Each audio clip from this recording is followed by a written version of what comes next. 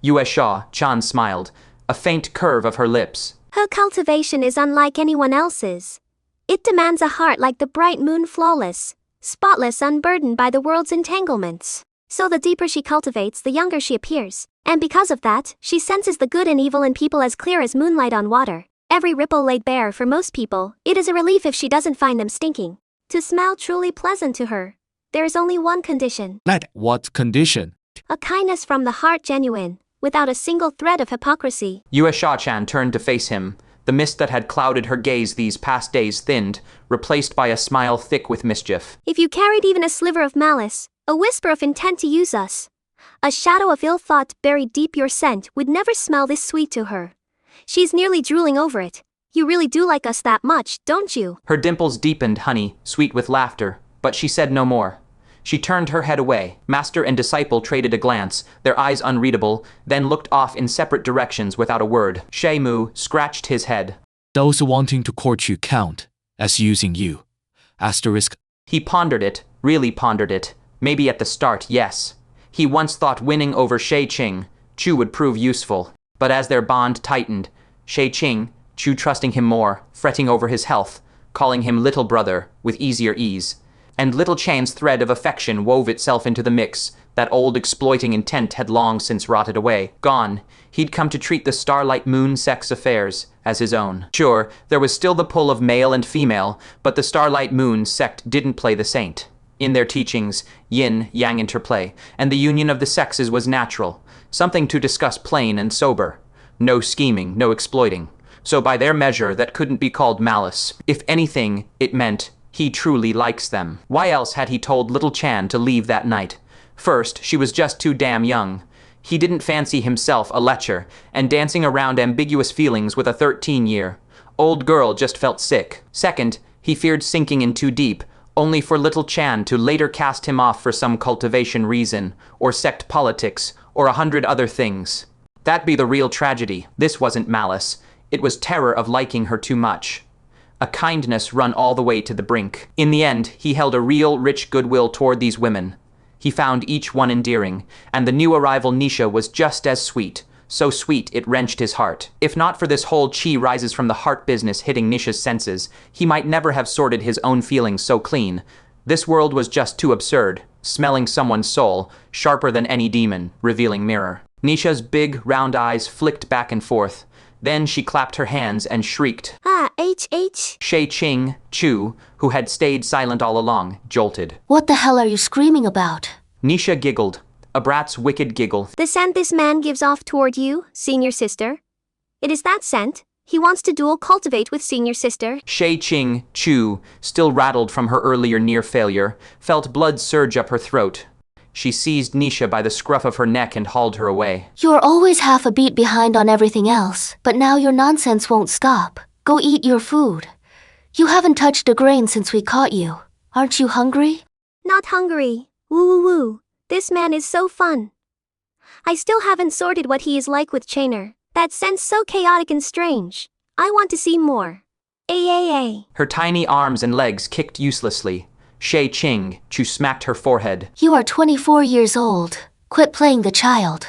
One more word and I'll pound you dead. Shay Moo stared, slack-jawed as Shay Ching. Chu carted Nisha off like a sack of squawking poultry. Suddenly this so-called demonic sect felt like a farmyard. One grim young housewife running the place, one half-grown girl, and one pint-sized brat screaming her head off. Toss a few chickens in the yard, and the picture would be complete. Shay Ching, Chu dragged Nisha away. Yue Shaw, Chan slowly turned her gaze back to Shay Moo. So the scent was chaotic and strange. Something even her martial aunt couldn't read in a glance. She smiled, shook her head, and drifted off without another word. Shay Moo stood there, dazed. Then he rubbed his temple, snatched up the myriad herb scripture Shay Ching, Chu had left by the window and plopped down. Now he was certain. His golden finger truly had the power to clear the mind and shatter illusions. More ridiculous than he dreamed. Shay Ching Chu, one of the deadliest forces under heaven, had poured out her soul, bewitching art, and not only failed, she nearly snared herself. Nisha's passive aura might have lent a hand, but the fact held, the palm tattoo could counter mental attacks. Speaking of which, Nisha's technique was damn impressive. His golden finger, which Shay Qingshu couldn't crack, had been laid bare by Nisha like flipping a curtain, without her even trying. Little Chan said it was a freakish aura that no cultivation can resist, a halo that ignored all immunities. Even void-piercing experts fell prey. No wonder Shahodai was so spooked, but that guy was blowing things way out of whack. A calamity source from that brat. No wonder Shay Qing. Chu brushed it off. She knew her junior sister far too well. Now, with Shay Qing, Chu gone, he couldn't start cultivation without her guidance. He still didn't know where his meridians were, but the myriad herb scriptures' first 2 sections could be studied alone. Mastering them would be a solid skill, so Shay Moo shelved all that mess about men and women and began reading carefully. As he read, he saw how different this world's substances were. Countless plants and animals he'd never heard of, every poison's effect bizarre and fantastical. A sharp reminder he was in a martial fantasy hybrid, not some rustic farmhouse. Soul-severing blossom of extraordinary beauty, its fragrance without edge. Yet those who draw near lose their souls. Men say this flower mirrors the bewitching women of the Starlight Moon Sect, a comparison I find fitting. Thus I name it Star, Moon, Flower privately. Shay Moo cocked his head, studying the flower sketch, amused. This young Master Zhao had a sentimental streak, giving it a secret nickname. Knock, knock, a rap on the door. Without lifting his eyes, Shay Moo said lazily, Come in. The door swung. A soft fragrance drifted through, and Aura's gentle voice rose. Young master. Shay Moo smiled. Any news? Yes. After a full day and night, young master's little tale has spread across all Jing City. People copy it in frenzy, nearly a page in every hand. For a time, Jing City ran dry of paper. This morning it reached the Imperial Court, where it sparked a sky-splitting debate. Some call it lewd filth that should be banned. I came specially to tell young master. Shay Moo knew his little erotic story would strike hard, but he'd still misjudged its speed. Paper shortages in a day and night. Just how empty were the entertainment? Starved lives of this world's people. What did the Imperial Court decide? They say His Majesty read the scroll with great joy. He left an imperial comment, a work of sheer genius. Shay Moo silently scoffed. The Emperor couldn't perform in bed anymore, so reading this sort of porn for some borrowed thrill probably tickled him pink. Might even help him get the blood flowing, who knew. He chewed on it a moment, then asked, Did little Chan send you to report this? Aura's eyes brimmed with devotion, as she whispered, Aura herself came. She admires young master, using the pen as a blade, overturning clouds and summoning rain. You not only pulled the 100 Blossoms Pavilion from the grave, but rattled the Imperial Court. As the words trailed off, she drew closer. Her slender hands kneaded his shoulders as she added, And young master's plan saved Aura truly. I needn't train in that ecstasy sex ways, selling my smiles outside. Aura is grateful. She admires young master. She would, just like that day, grind ink for young master forever. Shay Moo wasn't in a chair with a backrest. He lounged on a high window couch, no support behind him.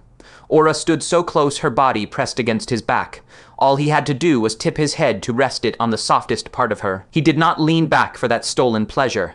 He let her massage his shoulders, kept his head down, and read, You don't have to curry favor with me. Aura's voice wobbled, right on the edge of tears. In the young master's eyes, is Aura really so unworthy of a scrap of affection? I am still a maiden. Do I truly not measure up to Cheyenne? Shay Moo let out a short laugh. Ching King and I shared one night. That is what you are after, too. Her hands stalled, then resumed their work. She said nothing. Shay Moo sighed. Your sect master sent you. This time, Aura stopped for a full dozen heartbeats. When she spoke, her voice was low. Nothing gets past you. Sect master did send me, but... She hesitated, then set her jaw. But I want to follow you, young master, for my own reasons. Shay Moo paused. He set down his book, turned his head, and studied her. Aura met his stare without flinching. Her hands hung at her sides. Sect master hopes I can snare you in a web of passion, yet she forbids me from harming a single hair on your head. That is a strange command. If I use my full arts and accidentally hurt you, I pay with my life. If I try to tempt you with flesh alone, facts have already proven you'd never be swayed. So why does she still send me?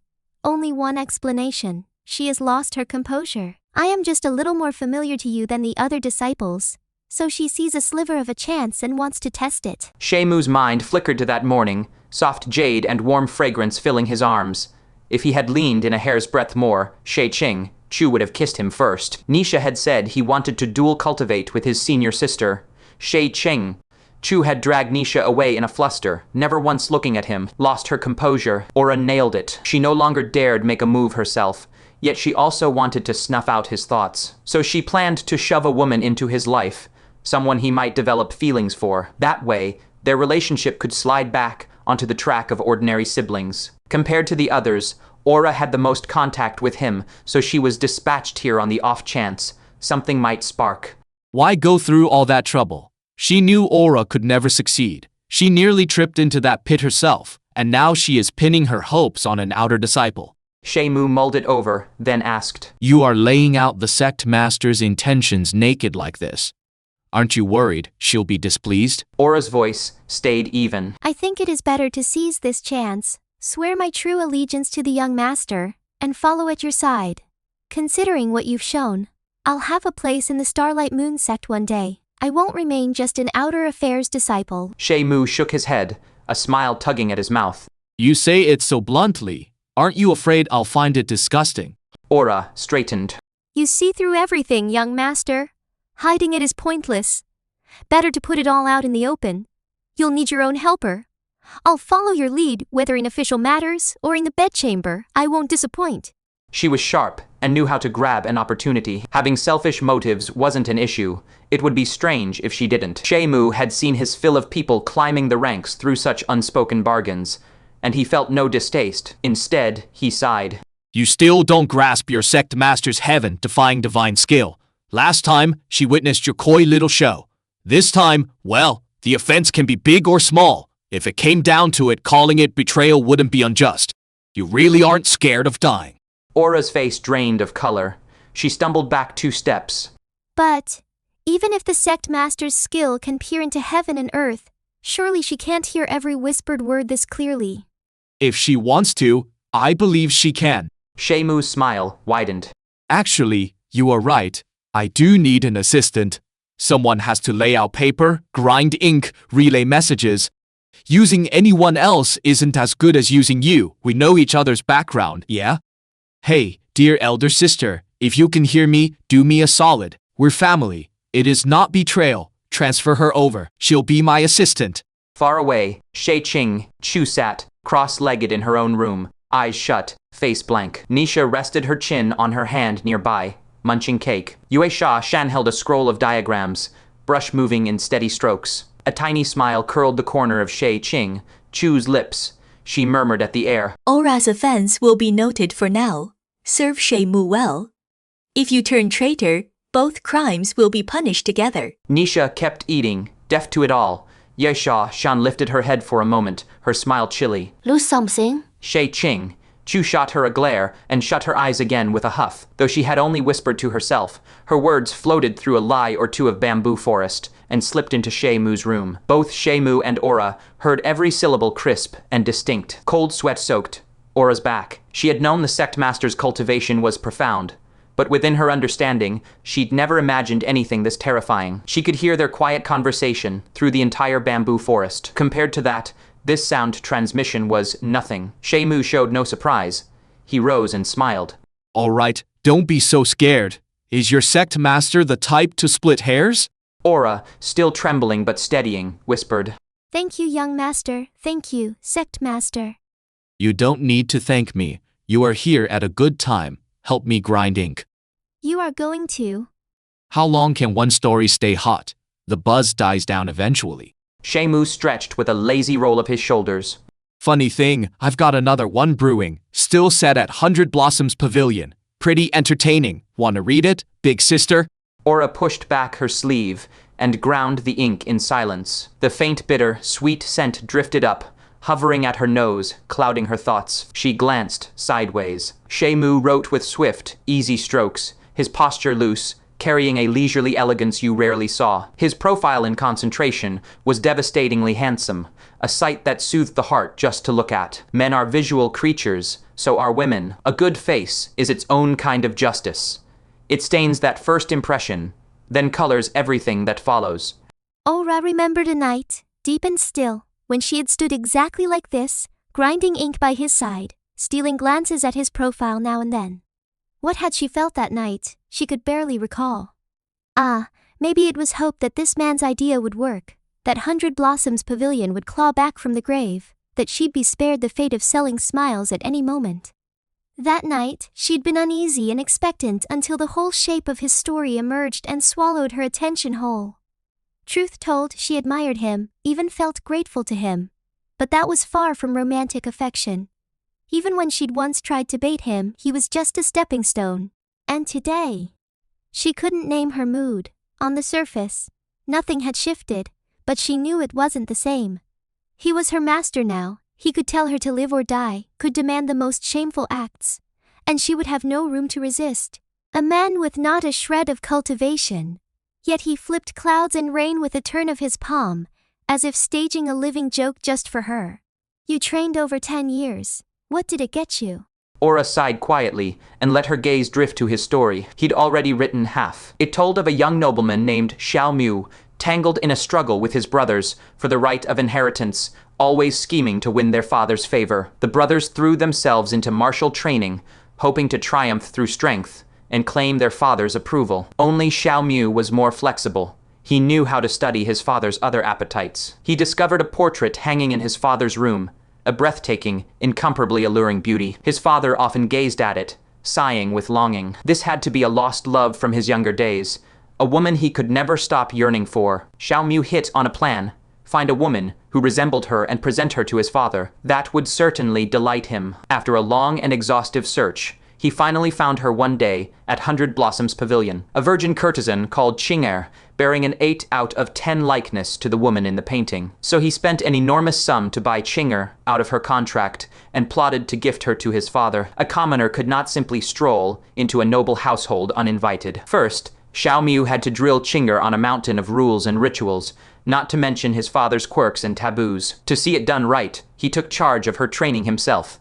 As he adjusted her posture, his hands would brush her arms, her back. Chinger was soft-spoken and tender, with a quiet, melancholy grace. Shay Moo was the polished scion of a great house. After days pressed close together, fondness crept in and took root, blooming into a fierce, unspoken love. Now Shay Moo writhed in torment. Give away the woman he loved. To his own father, unthinkable. Aura lifted her gaze from the page and stared at Shay Moo.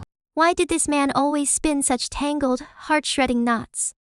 Did he only get his kicks by dragging his characters to the edge of despair? Yet his instincts never missed. The more agonizing the dilemma, the louder the uproar. All through Jing City, for an entire day and night, strangers argued over how the wandering swordsman should treat Cheyenne. Blows were thrown. The scuffle only fanned the story's flames, reeling in those who hadn't yet read a single word. Shay Moo's brush flew on. Aura kept reading. The man had a genius for contradiction. Last time, the wandering swordsman's inner war had been etched down to the marrow. Now Shay Moo's anguish wrenched, just as deep. Stick to the plan and flatter his father, or follow his heart and marry Chinger himself. And Chinger was still untouched. The thought ate at Shay Moo until he could stomach it no longer. One night, his restraint snapped. He pulled Chinger into the sheets. She felt the ache in him and didn't push him away.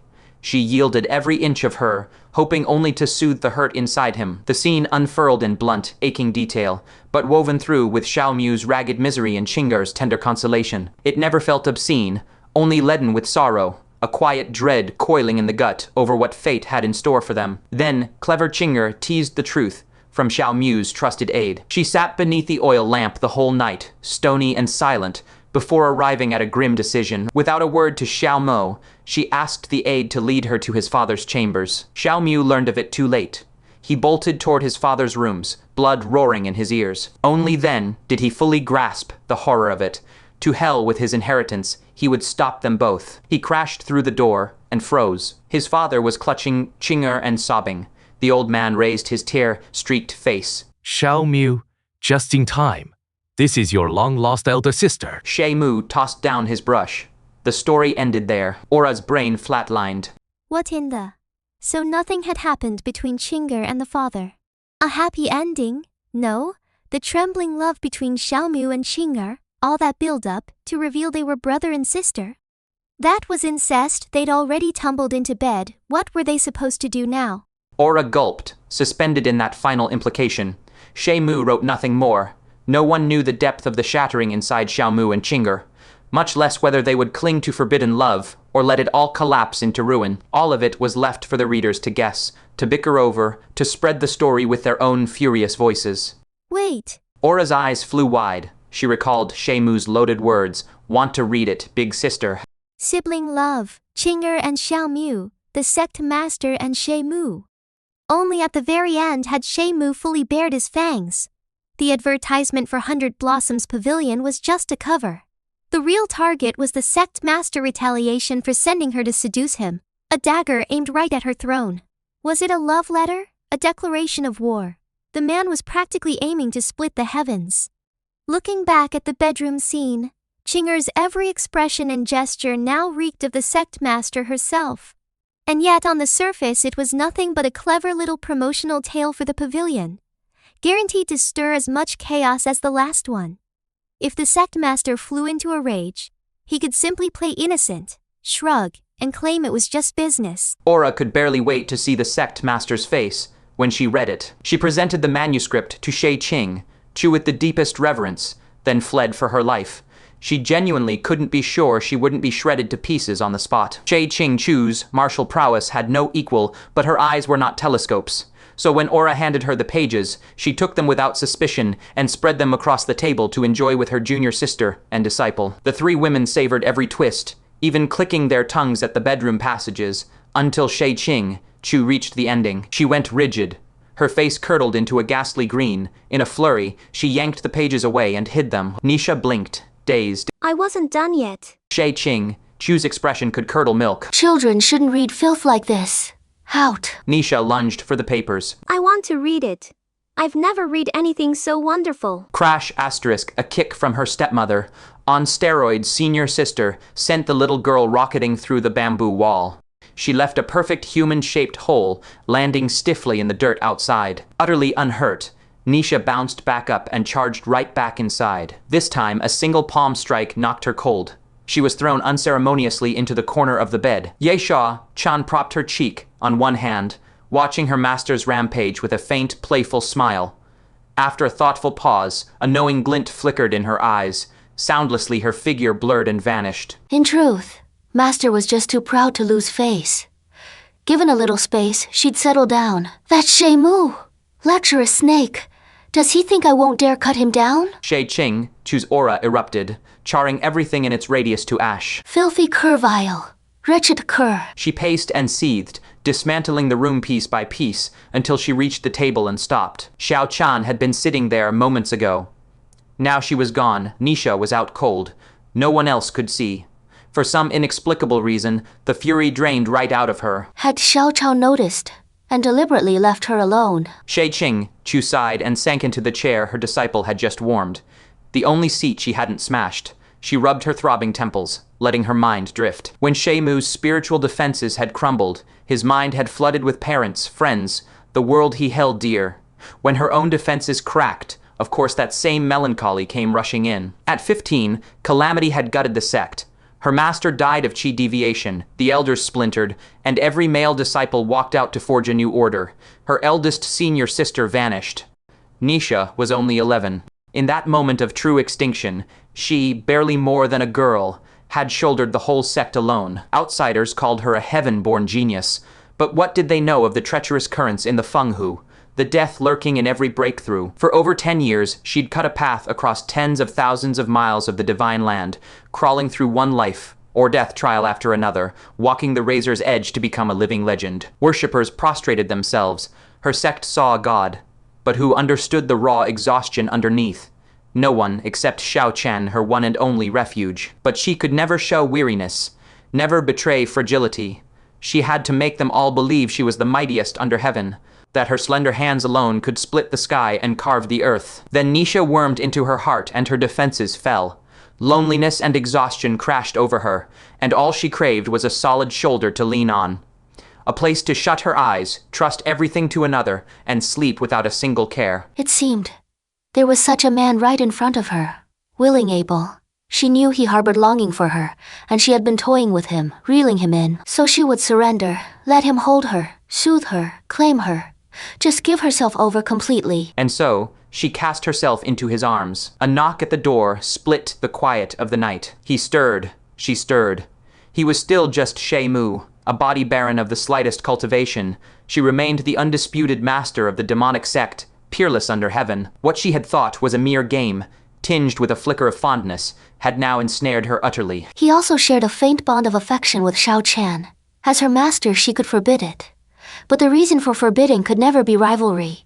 Could it truly be said that she was exploiting her disciple's cultivation restriction to steal a man from her own disciple? How absurd. And so, she could only be an elder sister, and he could only be a younger brother. Especially after Nisha's judgment confirmed his goodwill was pure. Shay Ching, Chu had steeled her resolve. Should Shay Moo rest content in the role of a little brother, she would wholeheartedly play the good elder sister, redirecting all her expectations of a man onto her sibling. She could even help her brother pursue women Aura, or anyone else. Just take whomever you desired.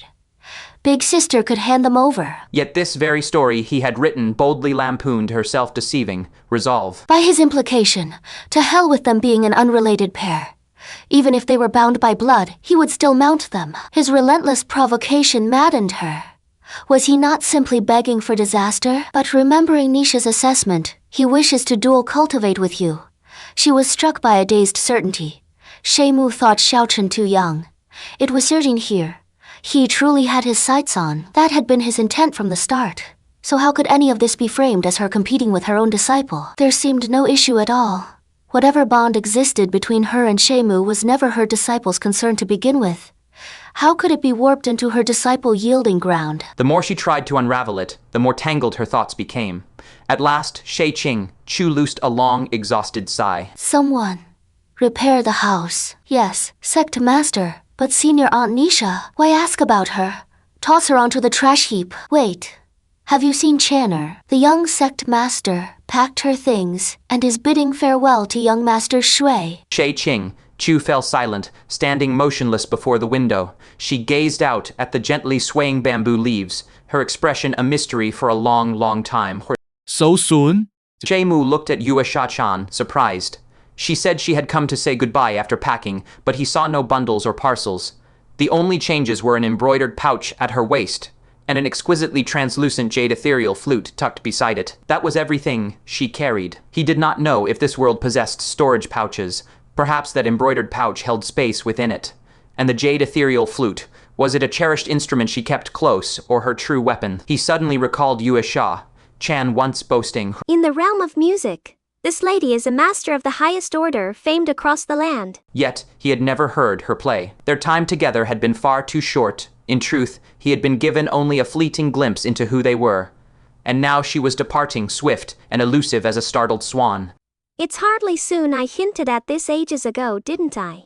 Yue Sha-chan offered a soft smile. If I lingered any longer, you would surely be muttering, why is this lass still hanging around instead of leaving? Shay Moo shook his head. What makes you say that? Yue Sha-chan teased. Can't bear to part with me? He found a reply difficult. A quiet was all he managed. A child born in Fenghu grows old in Fenghu. Soaking too long in the splendor of Jing City will blunt the spirit's edge. Yue Sha-chan said lightly. If uncle truly cares for Xiao Chan, then spare me the sentimental act. All I ask is for you to wish me a smooth road ahead. That much is real. Shay Moo remained wordless for a long stretch, a whole bellyful of unsaid things churning, yet no idea where to begin. No matter the cultivation art's restriction, at their age, should either feel a stirring of the heart, neither could breach that inner wall. Saying they could wait until she was older was only the loose talk of a lustful man. The sole correct choice was to let reason crush any stirring of emotion. He did not even know how much of that reckless death, defying flirtation with the great demoness Shay Ching.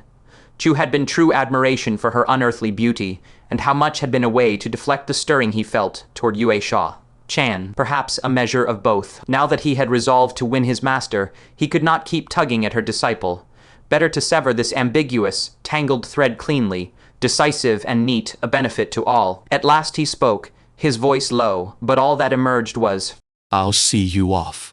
The two walked side by side at a slow pace, leaving the bamboo grove of the 100 Blossoms Pavilion behind and stepping once more onto Jing City's main avenue. The surroundings bustled as ever. The cries of street vendors drifted lazily through the air, and not far off, someone still clashed on a challenge stage. In truth, scarcely 3 days had passed since his arrival in this world. Nothing had changed, so why did it feel as though vast stretches of time had gone by? Yue Sha Chan smiled with an artful charm. Shay Moo. It was no longer Uncle Shay Moo, startled for a moment. Yue Sha Chan seemed unbothered, asking idly. Don't you find time a peculiar thing? Sometimes it blurs past in a flash. When you try to recall, you cannot even pin down what you did in those years. Yet other times, so many events pack into every moment. So many tangled threads of thought. You wish to speak of them, but there are 1,000 strands and 100 snarls, and none of it makes sense. It seemed they had arrived at the same thought. Shay Moo sighed. Yes. These 3 days carry the weight of an age. Yue Sha Chan asked offhandedly. How long do you think it takes to remember someone? Shay Moo considered, then answered quietly. Perhaps a single glance is enough. Yue Sha Chan pressed on. Then how long does it take to forget someone? Shay Moo offered no reply. That is why time is so strange. Yue Sha Chan glanced at him, her smile still in place. Just as remembering takes but a glance, forgetting consumes an entire lifetime. Shay Moo's heart felt as though thunder had struck it. A rush of words clogged his throat, yet not a single sound came out. Yue Sha Chan carried on as though nothing had happened. Don't be so quiet. You keep trying to hold Xiao Chan at arm's length. After all, we are still uncle and niece, aren't we? Shay Moo could only answer. That remark carries weight. I just don't know how to answer right now.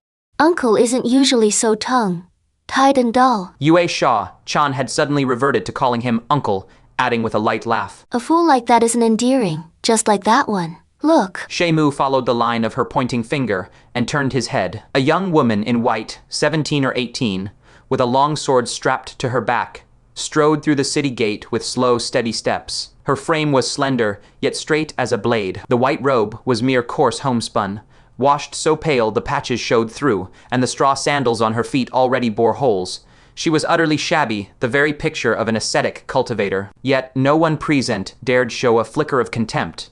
Instead, every onlooker held their breath in solemn awe, because she herself was a drawn sword. Her phoenix eyes blazed with a keen, penetrating sharpness, and her unswerving steps were laced with a sword intent that soared toward the heavens, radiating outward so fiercely it stung the faces of passers-by. Against such overwhelming sword intent, all her poverty and plainness became so trifling that even the most dazzling adornments could never compare. At this moment, Shay Moo understood with perfect clarity why even Shay Ching Chu, with her world-shaking cultivation, had said she could not guarantee his safety. This sky-smothering sword intent seemed to seep into the very marrow, and that was already with the ward array suppressing half of it. He had no doubt at all that outside the city, this young woman could pierce him through with 1,000 wounds using nothing more than a single glance, and no immortal could protect him from it. Yue Sha Chain clicked her tongue. She actually came to Jing City too. Did her pilgrimage of 10,000 miles to pay homage to swords bring her through? Or is she here to raise a storm over that uniform incident? Shay Moo's expression hardened. Who is she? Mu Jian Li, foremost of the righteous path's Qin, Longshore Jie. The most outstanding disciple of the Wenjian Zong, and arguably the finest of the entire righteous path's younger generation. The preeminent genius most likely to merge with the Tao through the sword. So she is Mu Jian Li. Shay Moo recalled Cheyenne.Cheyenne's disguise from the day before yesterday, indeed, identical to this appearance, only that sword intent, not even Cheyenne. Cheyenne, no one else could possibly imitate it. Seeing Shay Moo's grave expression, Yue Sha Chen giggled. No need to be so tense. Mu Jian Li's sword path is still incomplete. Once she truly masters it, she will return to simplicity and stop parading about like a human-shaped sword. Shay Moo could not resist, asking, Can you beat her? Yue Sha Chan tilted her head in thought. 2 days ago, absolutely not, but now, it's hard to say. Huh? From the moment a certain somebody changed from Shay Moo to uncle, Xiao Chan's spirit returned and sublimated. breaking through to become the youngest 5 essence, soul sublimation master in human history. Yue Sha, Chan drawled. Moo Jianli is only 17. No matter how great a genius, her cultivation surpasses mine by 1 minor realm at most. That little gap doesn't scare me. Even if I can't beat her, I can still leave her with a memory she'll never forget. Shay Moo's mouth hung half open as he turned to study Yue Sha, Chan genuinely shocked. The youngest in human history, what kind of concept was that? A transcendent genius of this caliber. No wonder Shay Qing, Chu had been so tense. If Xiao Chan's martial hopes had truly been shattered, 100 deaths wouldn't redeem the crime. Getting hacked to mincemeat would have been too light a punishment. Yet he himself had acted as the catalyst in Xiao Chan's breakthrough. He had witnessed every moment of it, and he genuinely had no idea what he was feeling. Speaking of which, Uncle contributed greatly to this matter. So, how does it feel? Yue Sha Chan asked again, her dimples sweetly curved. It took Shay Moo a long moment to force out a reply. Do you need a leg accessory? One that can even chant 666? Yue Shay Chan didn't understand that meme, but she knew he was using a joke to hide his real thoughts. She only smiled. Master is the real thigh you want to cling to. Make sure you hold on tight. As they spoke, the two brushed past Mu Jianli. Mu Jian. Li halted and said quietly, This little sister, at such a tender age, has already achieved 5 essence soul sublimation, truly unique in this world. And this aura of the lunar phantasm stellar veil art, this sense of tranquil, hazy night. Can it be that you are young sect mistress Yue of the Starlight Moon Sect? Huh? Yue Sha. Chan didn't turn her head. Sister Mew, take your time. There's a weapon shop 10 yards ahead with plenty of swords. Hurry and bow to them. And who knows, you might gain sudden enlightenment in a supreme art. Your little sister has urgent matters. I'll treat sister to tea another day. She pulled Shay Moo along, and they drifted out of the city, vanishing in the blink of an eye. Mu Jianli stood still, her elegant brows slightly furrowed. She murmured, Strange. I thought my sword heart had awakened on its own, stirring with a deep forest-like intent, delighted at the presence of a formidable foe. Yet upon closer discrimination, it was actually directed at the man beside her. That man clearly has no cultivation whatsoever. What is the reason? After standing quietly for a while, as if unable to unravel the puzzle, she shook her head and continued on her way. On the other side, Yue Xiaocheng pulled Shay Moo along as she drifted beyond the range of the city's defensive formation. Not until they were clear did she flutter gracefully to the ground. She turned to look at him and smiled. It's time to put your cultivation on the agenda. You truly are too weak. Shay Moo answered, with a soft, I'll start training as soon as we get back. Otherwise, I genuinely feel like I won't survive more than a few days. If she had thrust her sword at me just now, you probably couldn't have protected me. Yue Xiaocheng laughed. You think I was talking about safety? No, that's not it. Then what? Master's physical cultivation has already reached the pinnacle of mortal limits. Her body has no weakness whatsoever. To you, Master is practically like a stone woman. You can't even break through her body, and thus your long-cherished wish remains unfulfilled. Shay Moo knew well that anyone from the Starlight Moon Sect treated these topics as perfectly normal academic discourse, discussing them with casual ease. Yet it was he, a man from the modern age, who was left utterly discomfited. Unconvincingly, he retorted, What long-cherished wish do I have? You don't. Yue Xiaocheng cast him a bewitching glance. Then what are these stories about Chinger and little Mew? Cough. It's really nothing. Yue Xiaocheng didn't press. She turned to look at the road ahead, her voice slow and distant. I want a story too, one where I am the heroine, and it has to be very amorous. Shay Moo twitched the corner of his mouth. That's not suitable for a child. Is that so? Yue Xiaocheng laughed again, her smile terrifyingly alluring, carrying an indescribable edge of mockery. Then what exactly is your hand holding on to right now? Shay Moo's heart skipped. Only then did he realize that from the moment she had pulled him along out of the city, he had never once let go of her small hand. A loving heart is ever sorrowful over partings. In a world where transportation and communication belonged to ancient civilizations, parting was always the most melancholy of affairs. When ordinary mortals bade farewell, it could mean they would never see each other again in this lifetime. A letter from home was worth 10,000 pieces of gold. Countless poems passed down through the ages were born out of the melancholy of seeing someone off. Some people in this world could fly, but Shay Moo had since learned that very few actually possessed that ability. Even the small number who could fly suffered tremendous depletion and could not sustain it for long. That was why, when they first met, they had arrived by carriage. Overall, this was still an ancient model of transportation. When Yue Xiaochang said she was leaving, and they would not see each other again for 2 or 3 years, it was by no means an empty claim. In such a world, there were short pavilions every 5 li, and long pavilions every 10. People would see travelers off, pavilion after pavilion, reluctant to say goodbye. They had entered the city through the north gate, but this time they were leaving through the south. 5 li beyond the south gate was the Windwater River, and beside it stood a pavilion. Shay Moo still did not release her hand, walking slowly with Yue Xiaochang. Both of them walked very, very slowly, so much so that the 5-li journey to the short pavilion seemed to stretch into the distance of a long pavilion. Neither spoke. In Shay Moo's heart, countless classical poems of parting surged and tumbled, mingling into a tangled mess. He hated that his learning was too shallow, unable to form them into a proper piece. It wasn't until they saw the gentle murmuring of the Windwater River that Yue Xiaochang smiled faintly. The south gate is no good. Of course, the south gate was no good. The distance was far too short, a mere 5 li, and it was farewell. Had they gone through the north gate, perhaps he could have seen her off all the way back to Lingzhou. Arriving at the pavilion, the willows were a lush jade green, with thousands upon thousands of delicate strands. Yue Xiaochang leaned against a willow tree, her slender fingers absently toying with a branch. Her beautiful eyes looked at him seriously. Have you thought of the story yet? Shay Moo nodded. I have. Yue Xiaochang smiled joyfully. With a flip of her delicate hand, she produced brush, ink, paper, and inkstone from who knows where. She tossed them lightly into the air. The paper and brush came to rest upon the stone table inside the pavilion, and the ink stick landed neatly in the inkstone, immediately melting into rich, liquid ink. It's not that I don't want to slowly grind the ink for you like Aura does. Like a beauty adding incense by the red sleeves. Yue Xiaochang said. She slowly drew out the jade ethereal flute and said softly, I have something else to give you. Let's begin together. Shay Moo nodded and stepped forward to take up the brush. His heart was in utter turmoil, and he truly could no longer compose anything original. There was, however, one story that half-matched Yue Xiaochang's request. With a little adaptation, it could be used. The story told of a Mr. Shui who came from a foreign land and lodged in a landlady's house.